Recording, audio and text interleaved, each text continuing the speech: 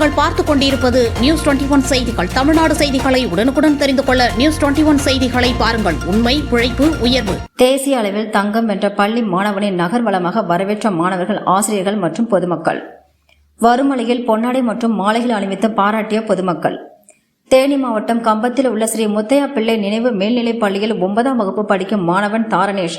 இவர் ஜார்க்கண்ட் மாநிலத்தில் நடைபெற்ற தேசிய அளவிலான குண்டெறிதல் போட்டியில் முதலிடம் பெற்று தங்கப்பதக்கமும், தட்டெறிதல் போட்டியில் 2ஆம் இடம் பெற்று வெள்ளிப்பதக்கமும் வென்று இன்று அவரின் சொந்த ஊரான கம்பத்திற்கு வருகை தந்தார். கம்பத்திற்கு வருகை தந்த மாணவனை கம்பத்தின் தொடக்கமாக உள்ள தனியார் திருமண மண்டபத்தில் முன்பாக தேனி பாராளுமன்ற உறுப்பினர் தங்க தமிழ் செல்வன் அவர்களின் தலைமையில் பள்ளி மாணவ மாணவிகள் மற்றும் ஆசிரியர்கள் மாணவனை வரவேற்று மாலை போட்டு பொன்னாடைகள் அணிவித்து நினைவு பரிசுகளும் வழங்கினார்கள். இதனைத் தொடர்ந்து மாணவனை திறந்தவெளி வாகனத்தில் ஊர்வலமாக நகரில் முக்கிய வீதி வழியாக அழைத்து வந்தனர்.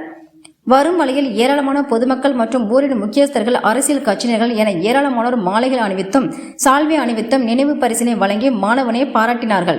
மேலும் வரும் வழியில் நேதாஜி சுபாஷ் சந்திரபோஸ் அவர்களின் பிறந்தநாளை கொண்டாடிய TNT அணியினருடன் பாராட்டை பெற்று தங்க தமிழ் செல்வன் உடன் நேதாஜி திருவுருவ படத்திற்கு மலர் தூவி வீர வணக்கம் செலுத்தினான் மாணவன். கம்பத்தின் தொடக்கத்தில் ஆரம்பித்த அழைப்பானது கம்பத்தின் முடிவில் உள்ள ஸ்ரீ முத்தையா பிள்ளை நினைவு மேல்நிலைப் பள்ளியில் முடிவுற்றது.